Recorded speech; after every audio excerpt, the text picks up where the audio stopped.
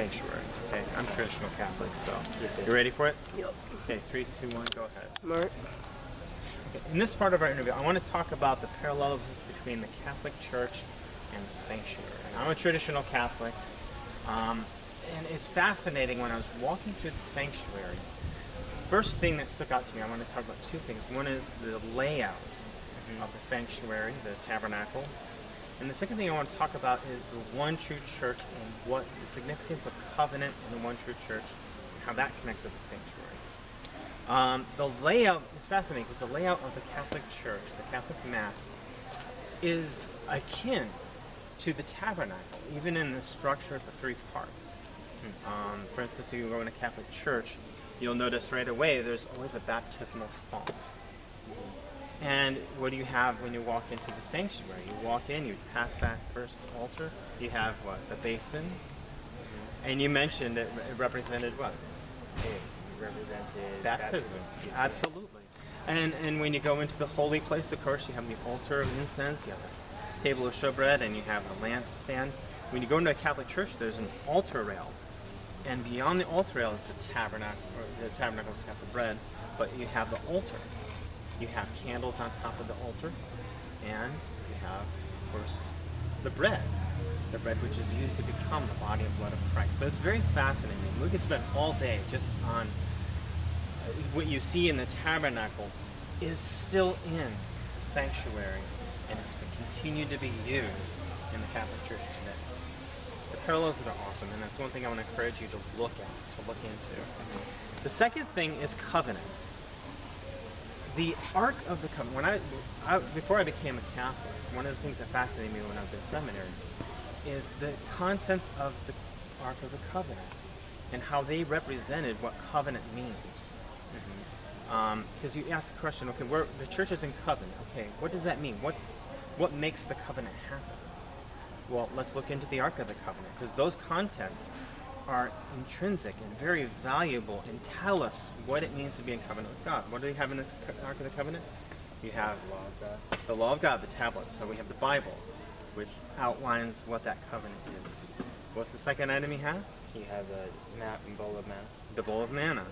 Yeah, and then you have, it's almost like two sides of the same coin. You have the manna, and then you have Aaron's rod, which represents the Holy Spirit and the priesthood. That defined who was the true priest. Was it Aaron or was it Korah? There was a dispute. Yeah. So that's true. You can't have a sacrifice without a priest, and you can't have a priest that doesn't give sacrifice, because that's his function. He doesn't give sacrifice, he's not a priest. So then you have that. So I was asking my question, but which is the true church? Is there one true church? If there is, which one is it? I saw that as the means by which to help me know which church is the true church. Why? Because when we see the genealogies throughout the Bible, they're using as proof. This is the people of God. And that genealogy has evidence of it from every generation. You see in Genesis chapter 10, there's a genealogy proving the lineage of from Adam all the way up to Noah, and then later to Abraham. Showing Abraham is the continuation of the faithful people. And then you have the genealogies in Luke and Matthew proving what? Jesus is the one, and that's the God's people, beginning with, depending on which genealogy you look at, but beginning with Abraham all the way through, this is the one. Genealogy is proof. Why? God promised that he's going to preserve the people for himself. And what is going to be the proof among them? They have the word, they have the sacrifice, the bread is a sacrifice, and they have a priesthood. So if we want proof of the one true church, we look at that. We look at where can we trace it? Can we trace it back? Because the Holy Spirit promised he would preserve a people for himself. And what he promised to be among them is his word, is the sacrifice, which is the bread we see in the Ark of the Covenant, and also a priesthood. And also the law of God too. Oh, absolutely. That's the Bible. Yeah, his word, his law, his words to us. When you look at that, only one church does that. And that's the Catholic Church.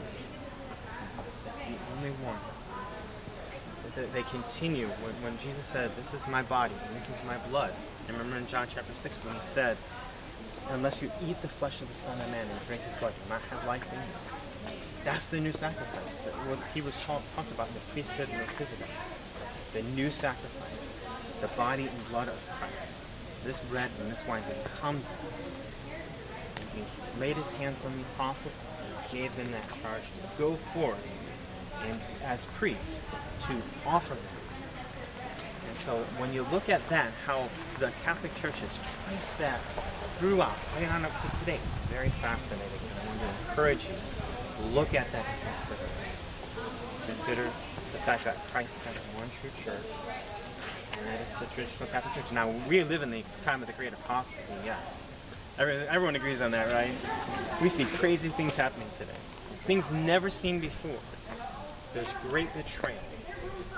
But he said he's going to keep a remnant. And even though his body becomes marred before it's crucified, which we see happening now, even though we see that, he's still preserving the people for himself. So consider that. Consider that God does have one true church, and it is the Catholic Church. And that's all we got. All right.